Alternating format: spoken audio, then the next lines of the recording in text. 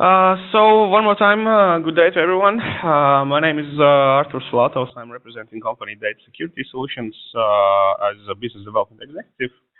My role for today's webinar is just very briefly give some hints, some ideas about how we could follow our white rabbit, what is meant as information, as data. To protect it, to get more secured and risk protected from different breaches. What actually our data leaks could come up with. Couple of maybe short information about what is DSS for those who do not know.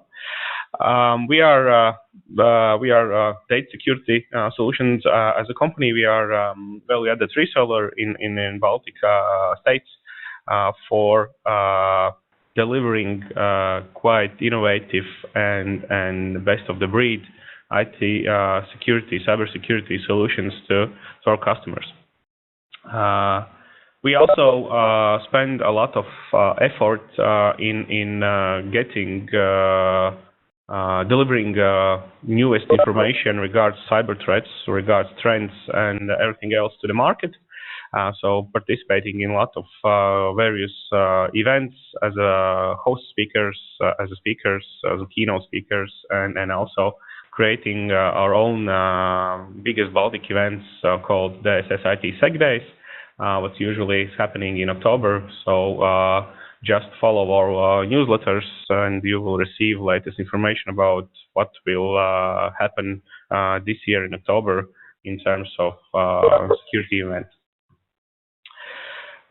So today's agenda regards the white rabbit. So 5-10 minutes I will just give some my experience and some my overview about what is actually happening in DLP markets in Baltic states, what we see from the customer side, what we see from the trend side, and so on. Pavel will be able to share more information about data leakage and data leakage prevention tools. What are one of the best in breed in terms of solutions, in terms of all-in-one DLP solutions. He will represent more the device lock approach to the DLP, and later on our technical pre-sales engineers will be able to share live demonstration of very interesting and very easy DLP tool, what is also able to track Latvian, Lithuanian, Estonian, and Russian, and different other languages, and protect data in various places in various languages that are written. So as we see right now in markets, there still are a lot of information loss and information leaks outside there. It's not only in government sector, it's also in finance sector, in insurance, and in manufacturers, in any kind of organization who is dealing with information, with big data and customer data and other kind of very sensitive data. There usually will be some kind of data leaks. We as organizations, we need to get more concerned about this, because basically the data is so-called, so we call the data is 21st century currency, because at the end the bad guys or those will be insiders or those will be outsiders, they will try to convert the data what they have received into the money. So basically, at the end, they could use it to sponsor their new operations or sponsor their kind of hacking tools or some kind of other things. So from the last biggest data breach, what I want to highlight is that as you probably know, in a couple of days ago, some around 1 week ago, we all received a message from different government security departments that they have received ISIS database of all terrorists that are kind of fighting against kind of government armies, and this information was delivered to the government by using simple USB stick. So basically, still, when we develop a lot of cloud solutions and a lot of mobile systems, still the information is a lot of the times delivered and copied out on a simple USB stick. The same was happening in Barclays Bank, and the same was happening also with the very famous WikiLeaks kind of this document receivements and so on.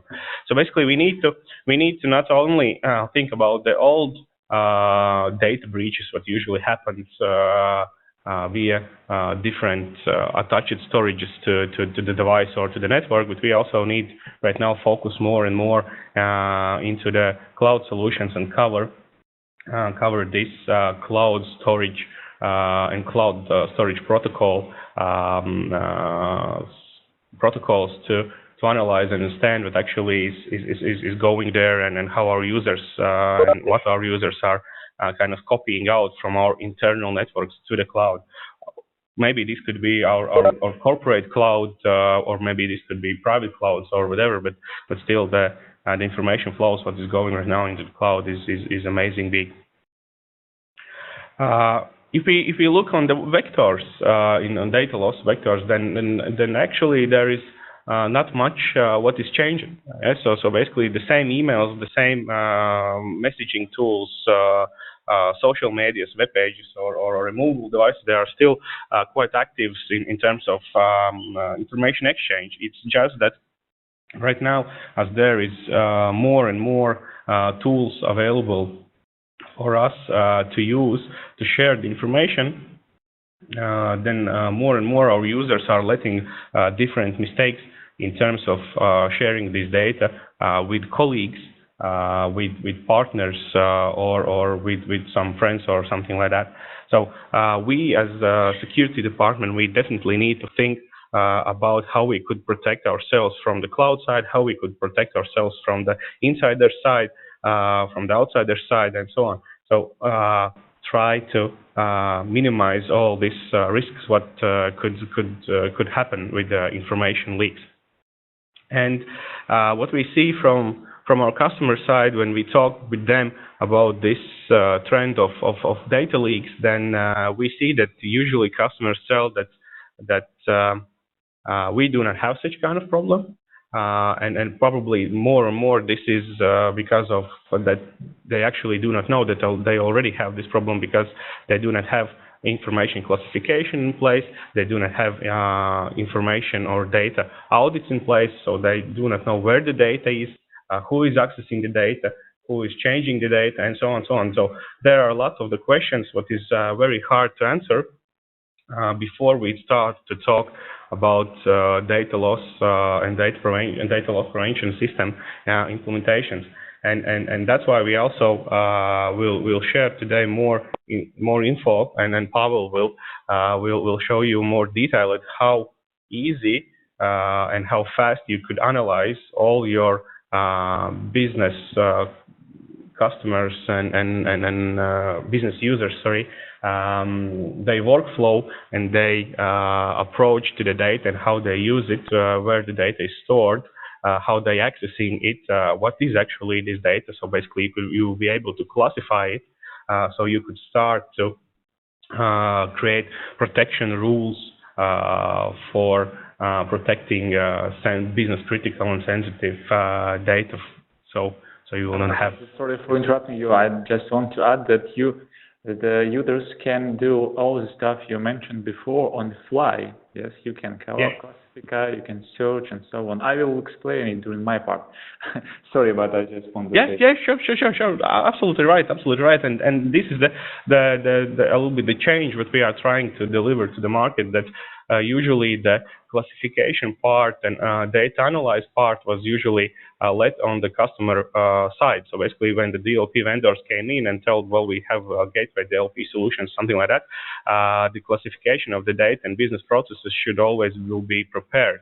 And this was the most hardest part for the customers because they didn't have the tools with what they could very easily understand Latvian language or Lithuanian or Estonian language, classify the data, create the patterns for it, and later on to actually protect it. And this is what Device Lock today has changed, and that's why we also want to organize. We organize this kind of webinar to introduce all of these new tools that are in the market.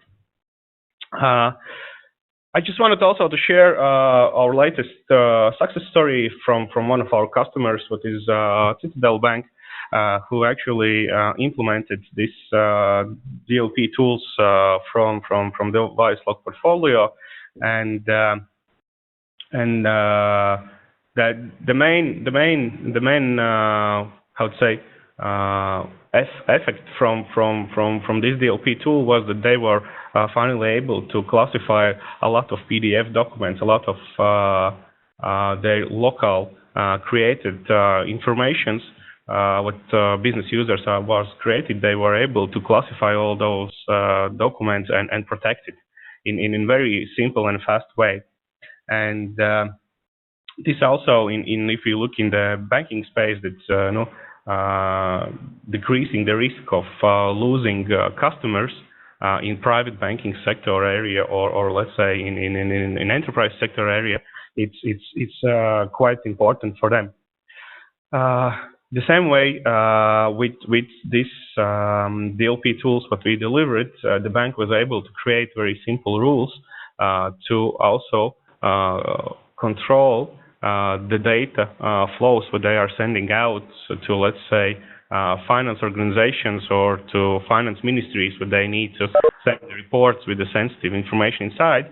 They will be able to allow securely and controlled way to send this data to the government organizations. Yeah, so basically, in all periods when data is in motion, when data is in rest, and when data is in use, they will be able to track this data out. They will be able to get information out about the data, and actually to be 100% sure that the right person is sending the right documents with the right content to the right receiver. Yeah, so this was one of our last success stories. Of course, we could share more detailed information about it later on for those persons who will be interested to get more familiar with this case study. This is not our only customer in DLP field or in cybersecurity field. We each year we grow a lot of we grow in our customer base a lot. As we try to deliver very innovative and very price performance indicator good solutions to the market. And feel free to contact with us at any time to get more detailed information about the solutions that we could deliver, to get free POCs and free tests of different tools that could actually help you to better understand what is happening with your cybersecurity threats, what is happening with your IT environment, what's happening with your data and users, and so on and so on. From my part, this is it.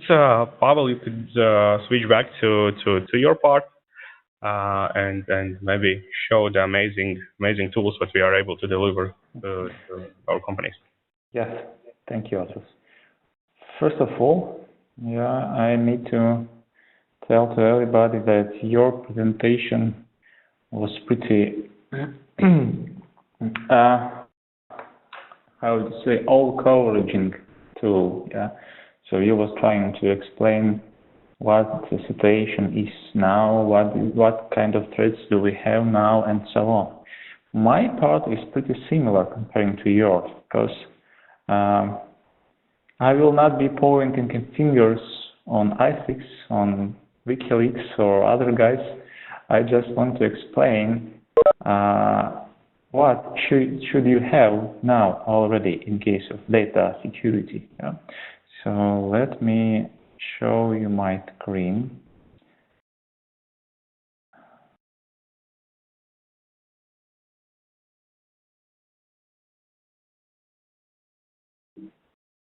Just a second.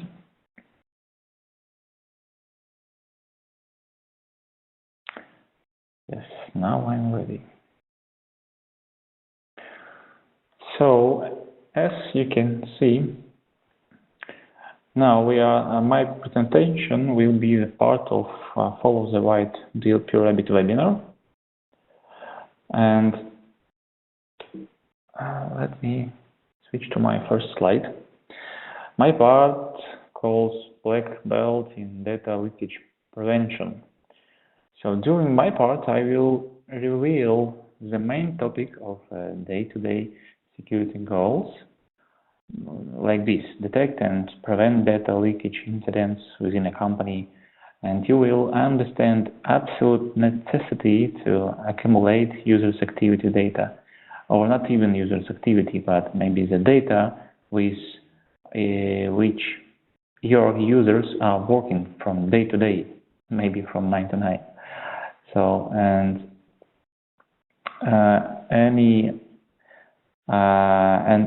also I will point on the topic that you need to analyze this accumulated data, and the last but not least, you need to act against any kind of its leakage, data leakage, or other threats you can face on your desktops, on your personal stuff, personal computer, tabletops, and so on. Also, I will explain how to use device lock in the right way on your corporate network to protect sensitive data and corporate secrets that you are owning. So let me introduce myself. My name is Pavel Kiselov, and I'm a territory manager for Baltics. I am representing the Bakotech company. We are software value-added distributors. And now, today, we will speak about one of our highly rated products called Device Lock. And let me say that we do have a lot of customers all around the Baltics. One of these customers you already saw on a previous presentation from Argus. It's a Citadel Bank, for example. Now we will talk about device lock and all around these three words: proactive endpoint security. In my opinion, full DLP is device lock only on our territory, because we do have a lot of vendors that are trying to say we do have DLP functionality and on our board, and we are complete DLP solution. But I can say same thing about device lock. But when we will compare all functions that we have to our competitors, we will see a lot of white place, that is not covered by our competitors. So let's go forward.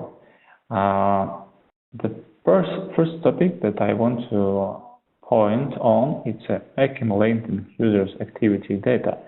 The main question: for what reason we need to accumulate this data, and into what place we should store it? Definitely, believe me, it's a most question. It's a big trend.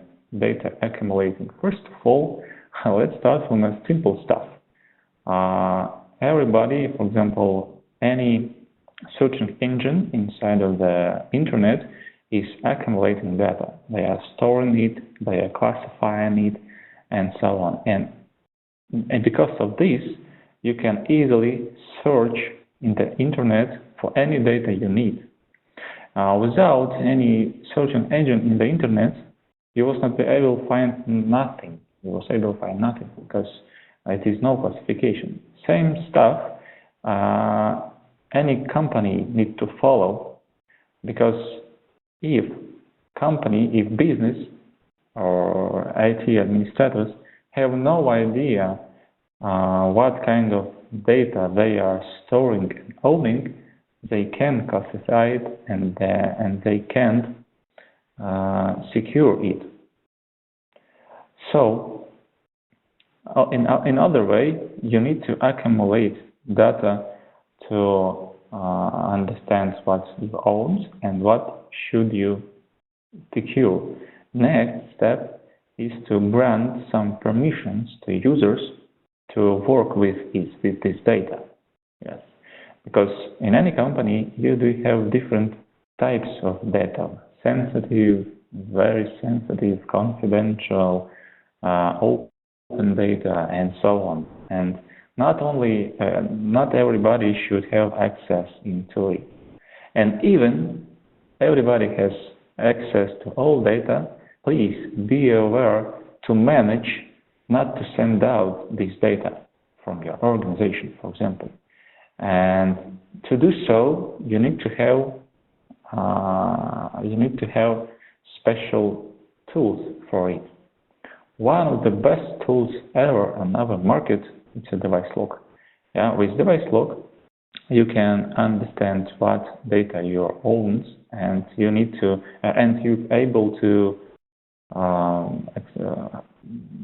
grant some permissions to do some activities with this data for a particular user or for a user group.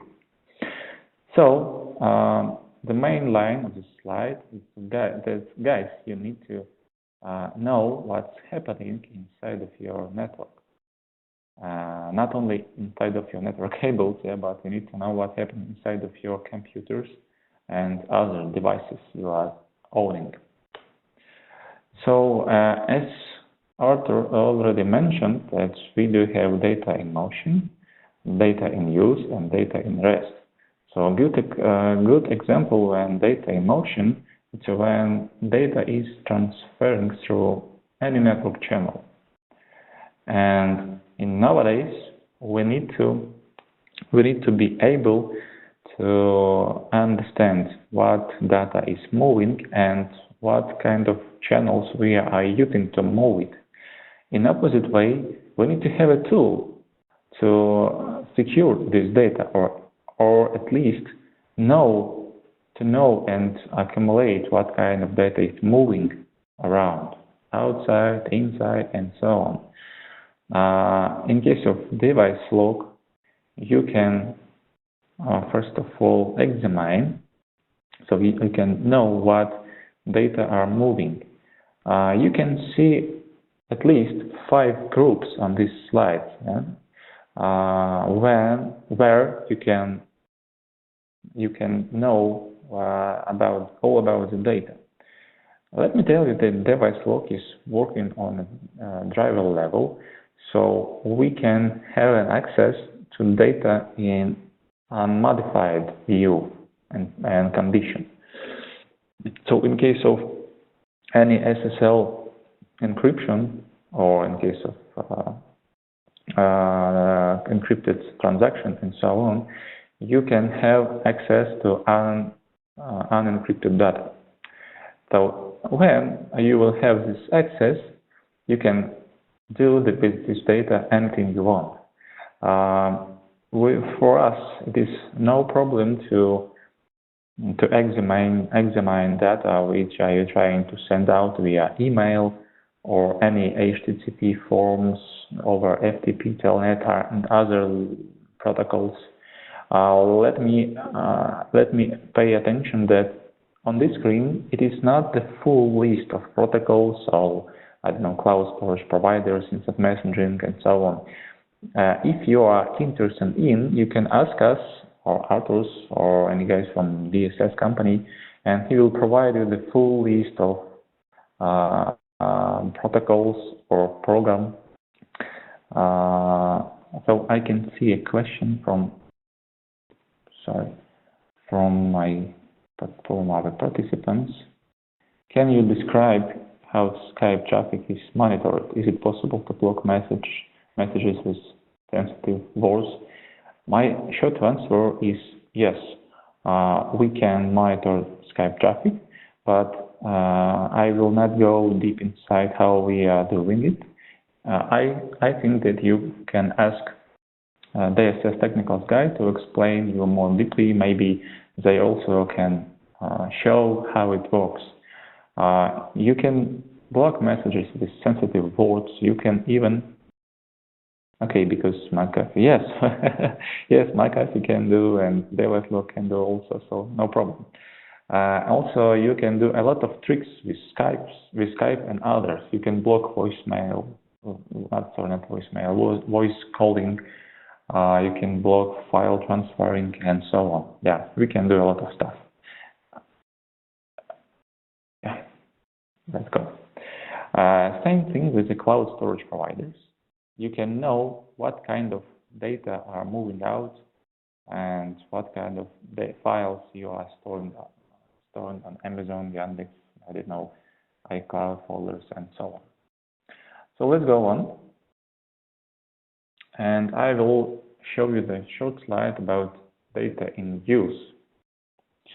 Data in use means that when you are using this data, storing, opening, transferring, and so on, as you can see, we can control any storage device, any USB memory stick, any external, internal disks, and also network disks as well.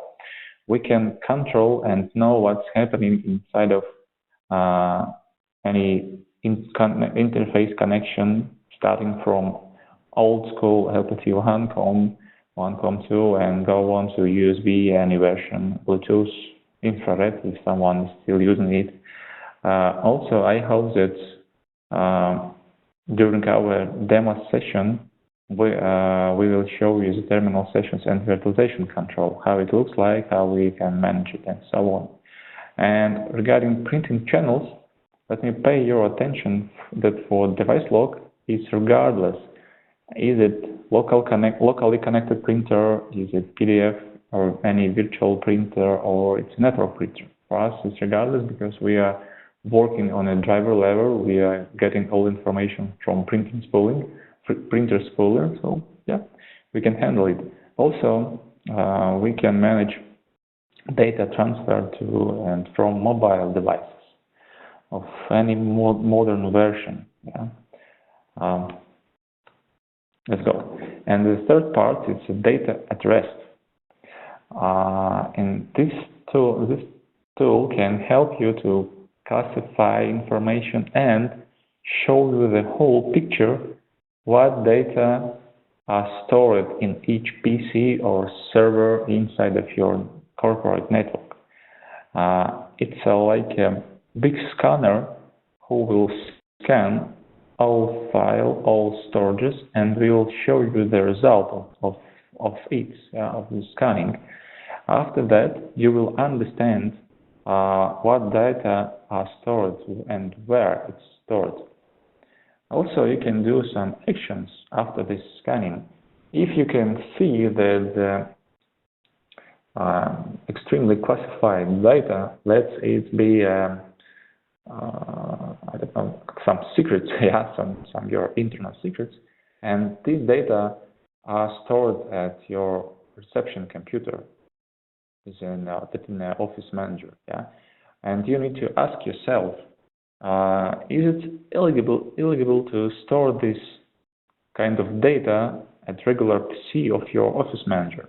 If not, you can immediately, for example, delete this data from this computer and report to his manager, or even you can just encrypt it and leave it inside of this PC, and then afterwards you can make some investigation how this data arrived at this PC and so on. So you can slightly read what is remediation actions on this slide. Delete, set permissions, log this event only, alert to data owner, notify the particular user, or even encrypt if it's NTFS file system now. And let me tell you that device log discovery and device log at all is getting better and better from version to version. So we are hardly waiting for a new version which will arise a new functionality, but device lock already more than 20 years on the market, so you can be pretty sure that you will find all functionality you need to secure your data with device lock and all their components. Let's move forward. Let me summarize all information I told you before. We already stored a lot of data. We done an accumulation of it. But somehow we need to manage this data. We need to analyze it. It's like a modern word for today. Big data. Yes, guys, it's a big data. So we need to have a tool to analyze this data. In terms of device lock, you do have the good tool to analyze it. And as I mentioned during Artur's presentation, part of this job we can do on the fly. Yes, absolutely right. So we can do it on the fly, and while customers are copying it, modifying files, or send it out, or even printing out, we can analyze data on the fly when it's moving, not only storing. So let's go forward, and I'll explain what kind of tools do we have for this. In case of device lock, we do have a functionality that can help you find some keywords inside of a huge amount of files. Device lock can open more than 120 files. Believe me, for today it should be even twice bigger the amount than this is on this slide. Keywords, we do have a lot of predefined libraries for a lot of topics, so you can use it. And also I will add that we do have these libraries on different languages. And I'm pretty sure that you want to ask me about the local languages, Baltic languages, for example. And I need to tell you that yes, device lock supports all Baltic languages. So you can type in regular keywords, expressions, so using local letters without any problems. Also, you can create your own libraries without no problem. Also, regular extensions. Yeah, you can use this stuff. For example, for what reasons? Yeah, I can tell you that you can create regular expression for personal numbers, tax numbers, for example, or your local number, for example, numbering of your contracts, of your invoices, any kind of complexity you can use in regular expressions. Or also you can use file extension and properties, like for example Oracle IRM prints as well. So in this case, in this way, you can even classify your data with device lock. I mean, you are adding some properties, for example, into hidden properties of the file, and then you can do a classifying of data with device lock easily without any problem. Device lock can manage archived files, yeah, and we can unarchive any zip that we have. I mean, if it is archived inside of archived files, it's not a problem for us. And the very useful thing inside of device lock program is optical character recognition. I will say it again, we do support Baltic languages, even in optical character recognition. What does it mean? In this case, you can even do keywords, regular expressions, and other stuff, not only with text documents, PDF, text docs, and so on. You can even read the text and data inside of any picture. And it's easy. It will be handled inside of your personal computer, and it will not eat a lot of CPU time or memory. Don't worry about it. One very useful thing inside of device log, it's shadow copies, because it's a part of accumulating tool.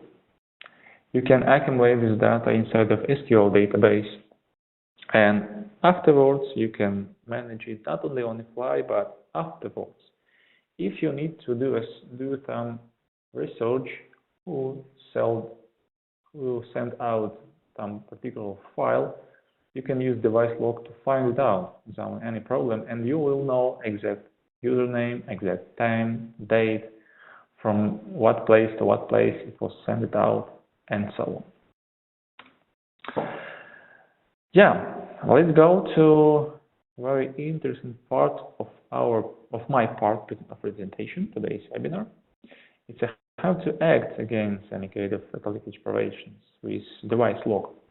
As I mentioned at the beginning, the device log is a pretty cool stuff to do so. We do have a lot of functions how we can act against data stealing, data leakage, and even when your your user suddenly send it out, but he didn't want to send it out, and in case of device log was configured in the right way, he can stop this mistake. He can prevent this kind of mistakes before it can be done. Because if you will manage not to send out particular files with particular keywords inside, when the customer or when the user will try to do so, device log will stop it immediately. So you can sleep well. Pavel, we have one more question. Maybe you could answer. How it will work if archive will be encrypted or protected with the password? Yeah, it's pretty simple to say, because in case of encrypted or secured with a password, we can't do nothing. We will not be even try to unencrypt it or try to break the password, because it will do a lot of consumption. So in this case, we just we can do two things. First, we can manage to block this send it out, or we can manage to block this transaction, and else you can set up it to send out, but it's up to you. From my experience, I can tell you that nobody is allowing to send out archived files with password or even encrypted. If I remember correctly, but device log is supporting some encryption technologies, like PGP, I don't know, maybe McAfee. Microsoft encryption. Yes. Yeah. But it's mostly connected to external USB sticks or encrypted hard drives. So if the hard drive or a USB stick will be encrypted, so yes, you can manage to access to this data, to this USB stick, and so on. But if the file will be encrypted in some unknown way to device log, so it is no chance to unencrypt it.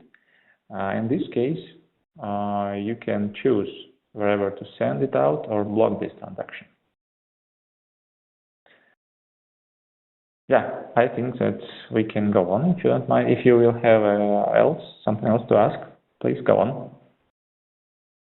Okay, so let me explain in which way we can act against data leakage. Device log have some tools inside of it. Now on the screen, you can see the screenshot of a group policy editor with device log inside of it. Now I want to show you that you can manage a lot of protocols. Is it allowed, not allowed, configured, accessed, and so on. You can clearly block some IRC, ICQ, Skype, or even allow some SMTP protocol, social network, and so on. I'm pretty sure that you want to see what's next. Yeah, what will happen if you double-click to FTP or social networks. We can show you, but not now. We will show you it during the demo. You can ask a question, or even you can ask for a personal presentation of device log, or even you can ask for evaluation on your side. It's all up to you. So next slide, it's quite similar, but it depends on devices. Here you can manage any type of device can be connected to your personal computer. And not only device, you can see a clipboard, Bluetooth also can be managed this way. We were talking about content-aware rules, I mean keywords, about regular expressions, and so on. You can manage it in this way. You can manage it for a particular user, or you can manage for a whole domain of users, or any kind of group of users. Here you can see the log. It's a shadow log viewer, and here you can we do have a pretty granular filter with which you can filter out all information you want. All data on the right window are clickable, so you can open even file. For example, you can see file name image 0492.jpg. You can open it and you can see exact copy of the file which was transferred through HTTP protocol by user opening some kind of data, and you can see the size of the file as well. Yeah, now I will show you a few reports which can be generated through from device log console. Here you can see how many request was per each channel and what request was blocked and denied, and what was allowed. You can see on this screen. You can build these reports inside of even evaluation installation to be more familiar with.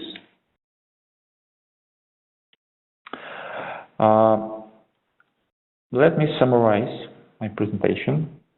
I will repeat it again, and I will keep repeating while the data is leaking from your fingers, that you need to accumulate your data, you need to analyze this data, you need to analyze not only the data you accumulated, you need to analyze the reasons why the data was stolen or just leaked out. And afterwards, you need to manage your internal DLP solution. You need to set up it in the right way.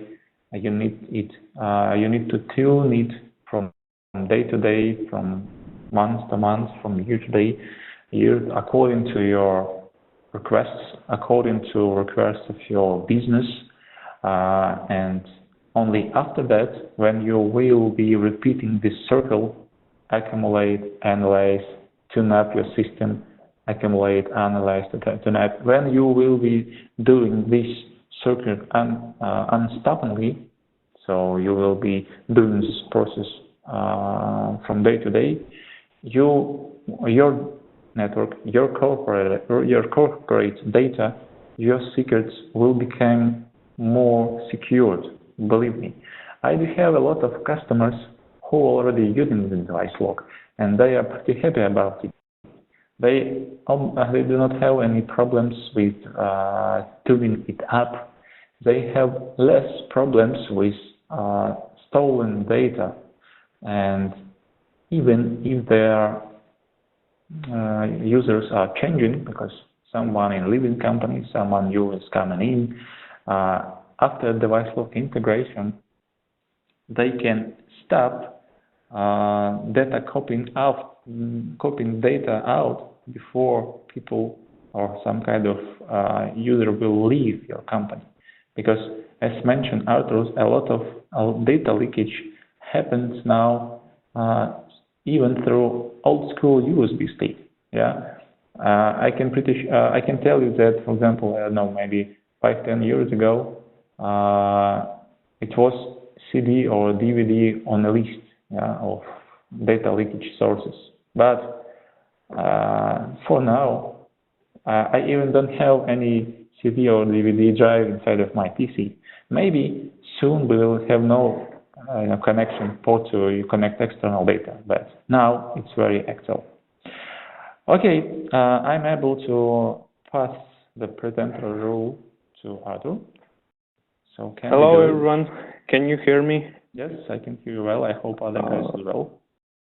Okay, so my name is Arthur, and I'm also from Data Security Solution. And today I will show you the short demonstration of device lock solution. I will explain you how to use it. So if you can give me the option to share my screen. Already done, so you can try. Okay.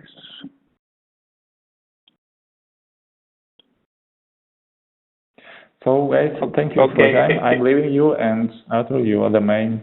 Can you see my screen? Yes. Yes. Yeah. Yeah. Okay. Okay. Thanks.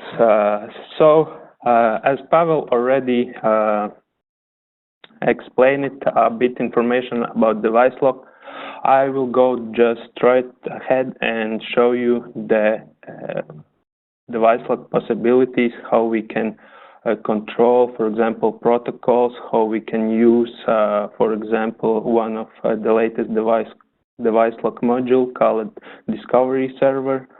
And I will just go ahead and start with Discovery Server.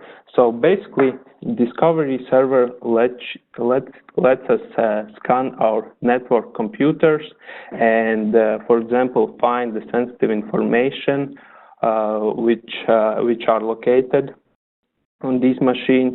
And so basically, to better understand and use device lock Discovery Server, you need to understand and you need to know what is your sensitive information. So basically, you need to know what you would like to find. And so to configure a device lock Discovery Server and to get started with the scan, we basically need to complete the three steps of the configuration. So basically, the first one is we need to determine the endpoints that we want to scan, and also the location where we want to agent to scan the files. For example, where agent will look for the files. And I have opened it here, the unit section. Basically, here is the first step where we determine which computers we would like to scan. For example, in this particular example, I have selected only one computer that I would like to scan. I have set some credentials for the agent, so the agent will have the full access to these machines, and he will be able to scan all the necessary files. And also, we need to specify the filter. So basically, where the agent will look for the files. And here we have two options. We can create, for example, include filter. So basically, where the agent will try to find those files, and exclude filter. For example, if you would like to exclude some folders, maybe there's some folders with the files which are too sensitive, and we don't want agent to scan those folders. And I will go ahead and just open one of the filters. So basically here we can set the location where the agent will try to scan those files. For example, we can set the agent to scan, for example, system drives. This means that he will scan the drive on which operating system is located. We can also scan the network drive, some file shards, removable storage device. We can specify some paths. For example, there is already some predefined paths for files like my documents, program files, some system folders and temporary folders. And also we can scan, for example, cloud storage folders. If on those machines the Dropbox is installed, then probably there will be this Dropbox cloud storage folder, which we can also include in our scan. And we can also specify some custom paths.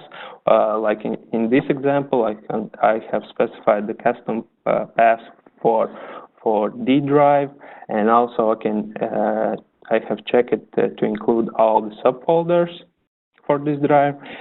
And at the end of this filter, we have options to, for example, scan all files in this location, or we can, for example, specify some additional filters for documents, like using wildcard.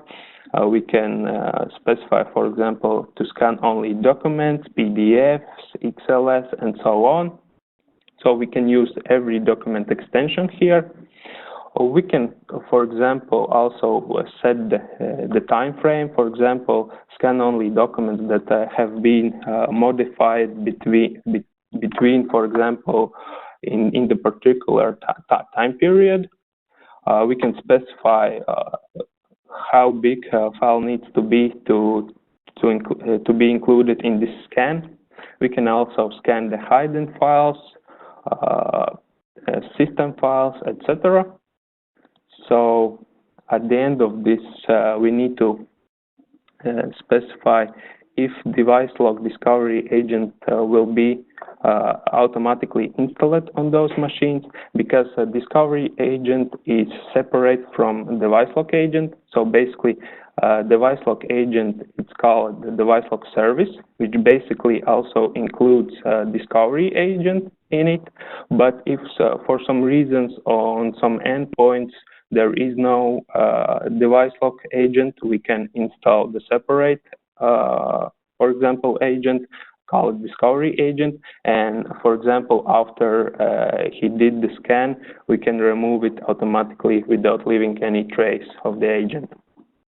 So the next step here, we need to create the rule. Basically, we need to create a rule and set some actions. Basically, rule means we need to specify what agent will be looking for. For example, we can do the scan based on keywords. There is a lot of already predefined keyword lists. You can, for example, take, for example, let's say, I will open like one of the keyword. Okay. For example, credits. I can look what kind of keywords is in this group. I can see that we can also, if I click, for example, duplicate this group, I can change it. I can create my own keyword group, and I can select the condition, for example, match any keyword in this group, or match all keywords, and only then. For example, this file will be reported as violating or as sensitive information. We can use optical character recognition. For example, select different kind of languages, for example, English. And let's say if these keywords will be located, for example, in the image files, it will also be detected. We can load some keywords from different documents or keyword lists. And so basically, we can detect this type of sensitive content based on keywords, based on the patterns. Patterns are all patterns are written in regular expression. I can, for example, open credit card number pattern and see what regular expressions look like. For example, at the bottom, I can also test and validate this group. And for example, if you create your own pattern, you can test this pattern with some documents. For example, here I have on my desktop some documents that contains bank credit card information.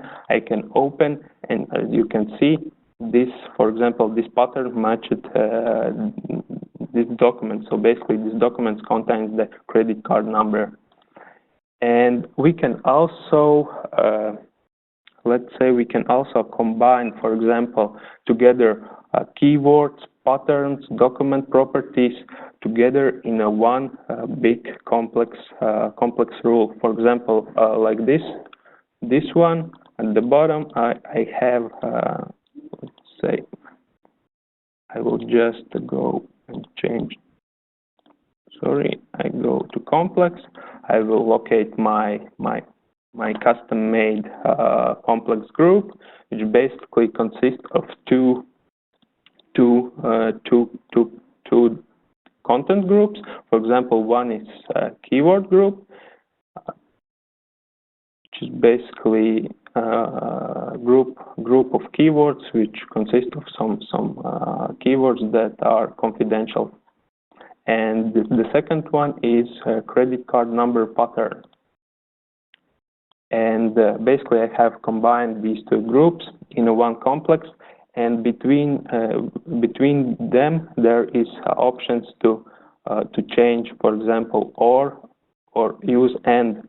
So basically, I can say, let's say the confidential keyword group needs to be together located with the credit card number. Only then the rule will trigger. Or I can use or. So basically, it would mean that a credit card or confidential information must be located. And at the end of this, we need to specify some actions to take. For example, we can take no action. We can delete those files. We can save delete those files, which means that these files will not be able to restore them. We can encrypt the file. For example, we can encrypt for specific user. So basically here I have my user which have a certificate, and we can encrypt those files so that only my user will be able to open those files. We can change the permissions of those files. I can add different users or groups, specify some permissions, for example, only read, so they will be able to only read those files. And we can also apply the same for the actions for the archives. And we can also log these events, send alert for the administrator, or notify the user. And the third step is we need to create the task. So basically, here I have two different tasks in which I have selected my units that I created. I have selected my rule that I have created, and I need to schedule the scan, for example. And in the scan options, there is scan priority.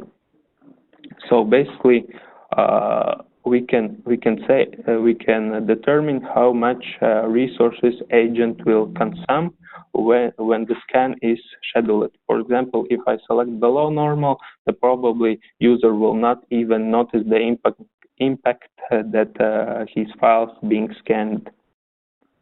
And at the end of each scan, system automatically create the report of every file that have been found and have matched the rule. For example, I can see here are, for example, only 3 files, and if I go here, I can, for example, select a file for this scan. I can see that there is a lot of files detected.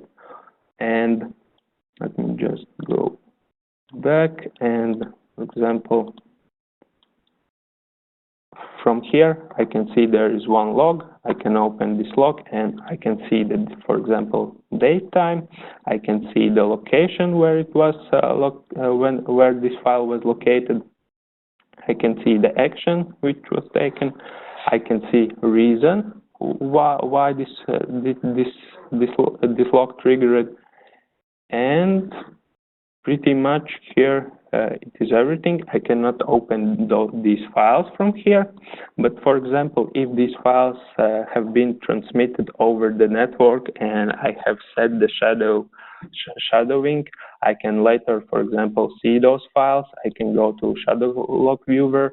I can, for example, use filters to filter. For example, I would like to see which files failed to send over the network.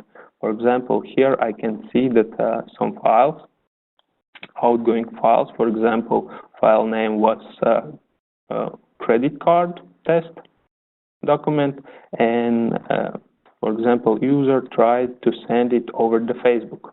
So from here, I can open this file, I can view, yes, there was some credit card information, and it was blocked because I had rule that, for example, do not allow to transmit files which contain the credit card information. Here I have some different also alerts that, for example, webmail, for example, also credit card information was sent over the webmail. Probably it was a Gmail, but if I want to see the more details, I can go to, for example, Audit Log Viewer. Here I can also use filter to see, for example, which have been failed. And from here I can see, for example, the remote host IP address. This was Gmail because the domain is mail.google.com. I can see which user it was, what program was used. For example, in this particular reason, it was Internet Explorer. And what I would like to show you next, how we can, for example, set some policies for protocols. Here we have different kind of protocols and services like file sharing, webmail. For example, under file sharing, we will discover that there is a Dropbox like Google Drive, etc. And we have two types of policies. We can create, for example, a regular policy and the offline policy. Offline policy means that when the agent do not have the connection to server, it's understood that he is offline, and the policy will be automatically changed to offline policy. So let's just open one of these services. For example, I don't know, file sharing. Like I can specify users or user groups. I can either allow or either deny, for example, outgoing files. If this service using SSL, then I can also deny, for example, file sending. I can specify the time frame, where, for example, when is allowed to send those files and when not. For example, with the white color, there is denied time, and the blue one will be allowed. For example, only allowed to send files on a working days. And for example, we can also create the protocol whitelist. For example, if I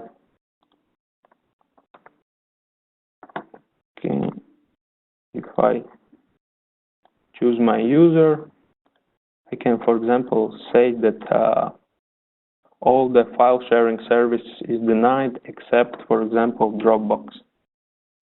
And we can also use the content inspection rule, or for example, I allowing only you to use Dropbox, but I also would like to use content inspection rule. So I'm sure that anything of I can be sure that any of my sensitive data is sent over the network. I can also send alert when this happens and the log event. And someone already asked for Skype. There is options to, for example, deny send receive any data, or deny only outgoing files or outgoing messages. And if we go, for example, to shadowing options, we can also, for example, shadow all outgoing messages. We can shadow all outgoing calls, all outgoing files, etc. And so basically, for each of these, let's say, protocols and services, we can create the content-aware rule. So basically, we can go. I already had here some sort of rule, but I can create my my own new rule. And let's say we would like to, for example, we don't want to user to send any documents with, for example, credit card information. Here we need to select for which user this policy will apply, and what kind of actions will be taken, on which protocols this rule will trigger. And after this, we can also set up the alerting. And so basically, this is how the Wiselock use its tools to protect your confidential information. So basically, the first thing you need to understand, you basically need to understand what kind of sensitive information you have, and later on, you need to create this type of content-aware rule based on your sensitive information. Do we have we have questions. We have more time, and we have also a question. Okay. I have already kind of copied this in your chat. So basically, the question is: does the software show keyword matching a percentage of keywords in the files to reduce number of false positives? If you get a report of 300 files with possible confidential data, how not to get lost and concentrate on really the key files where we have found some keywords that we were looking for, and actually in those files, those keywords are, I don't know, sensitive for us, let's say. Okay, so basically we have for example, we have document properties for like contains text in a percent. I think we can also combine this with the keyword, for example, with the keyword group. And let's say, for example, if it contains, for example, 50% of the keywords in text, or I don't know, or patterns. If we have, like, for example, in a document which contains only one credit card information, we do not block. But for example, if it contains more than five credit card numbers, we block it. So basically, we can do this. Okay, thanks.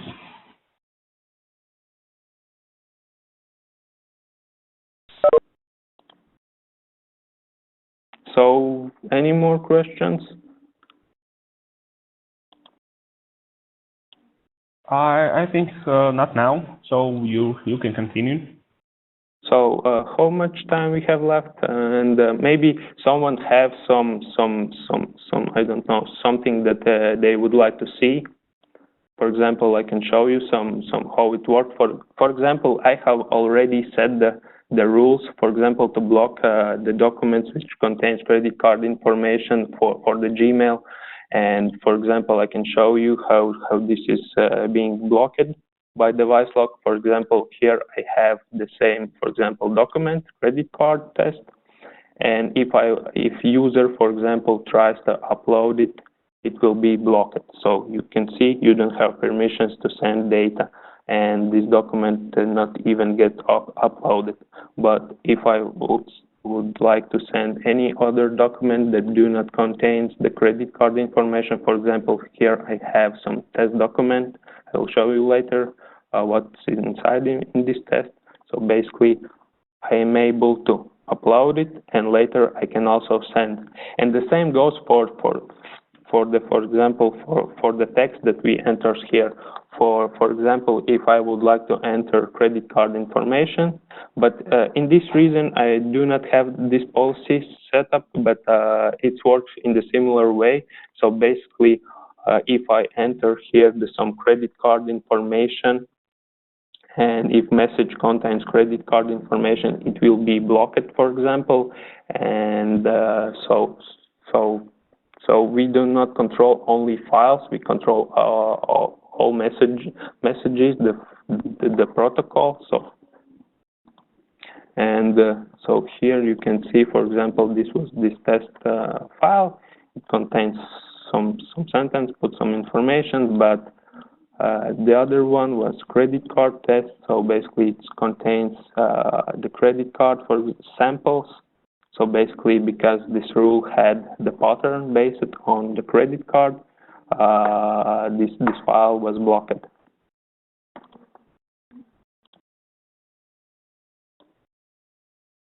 Okay, so, and later on, we can also, for example, let's refresh. You can see this was the sample credit card test, which was a couple of minutes ago, like 2 minutes ago, and it's failed. So from here we can go, for example, to shadow log viewer, and we can refresh it, and you can see from here we can open this file and see what kind of file was transferred. So for my demonstration, I think it's it. I showed what I want to show you. So if anyone have any questions, feel free to ask me. And for example, if you would like to test device lock in your organization, feel free to contact any of us, me or my colleague Arthur. So basically, we can give you the test licenses, so you can play around with this solution and test it. So thanks for your time.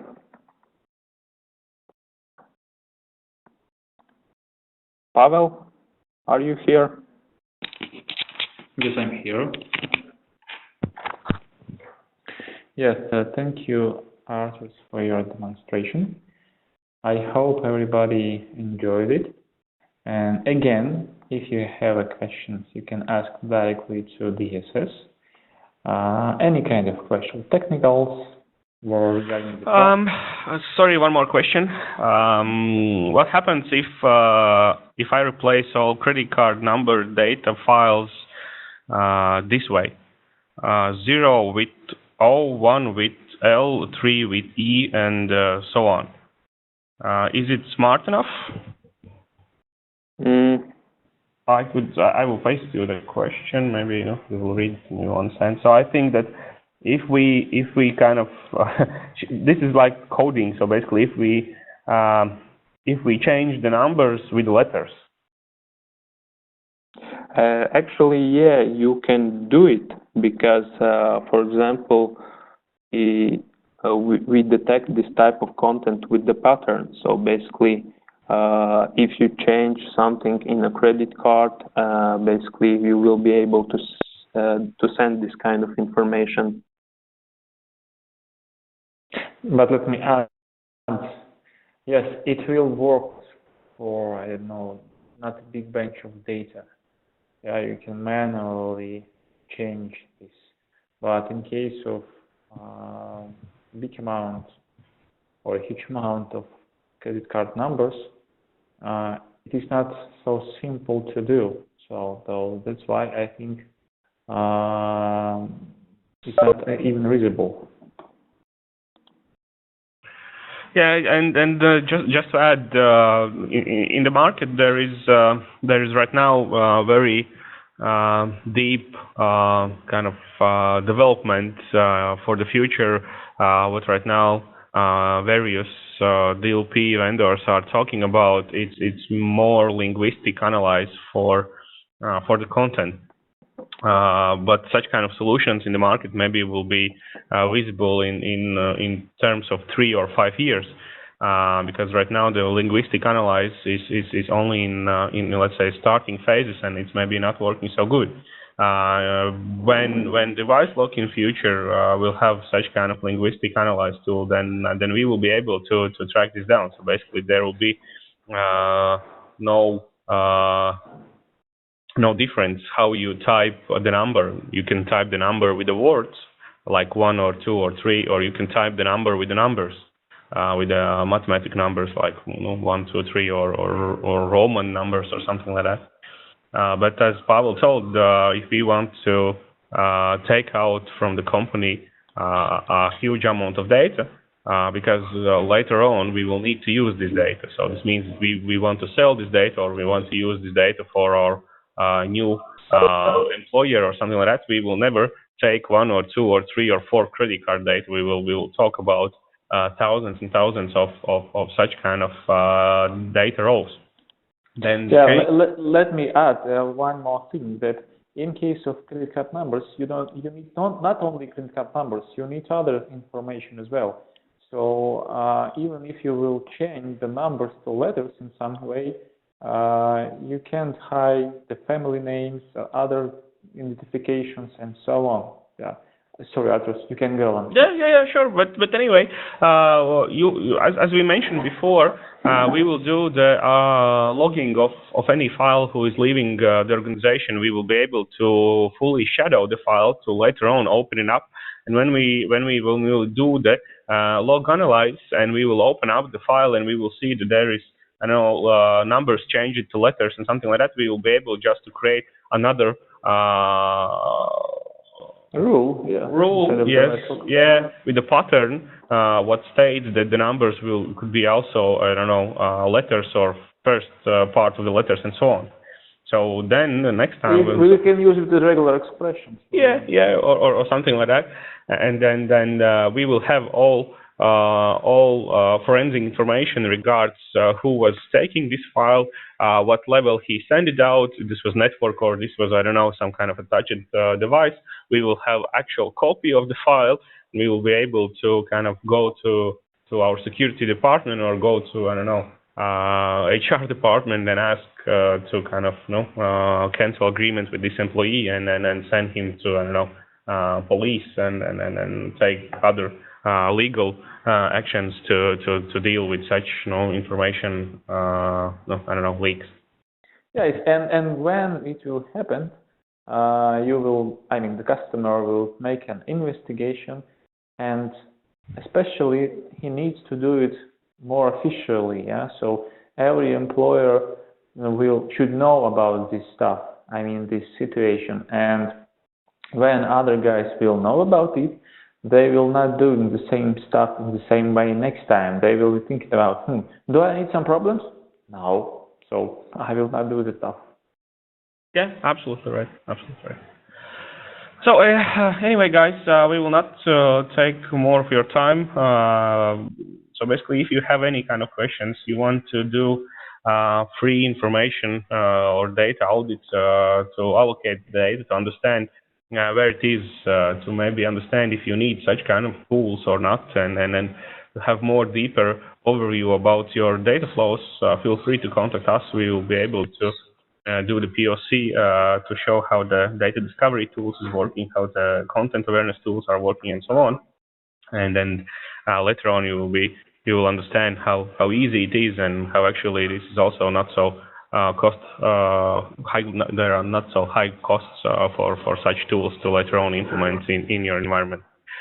Just contact with us via email, via phone, whatever is needed. We are always here to support you guys.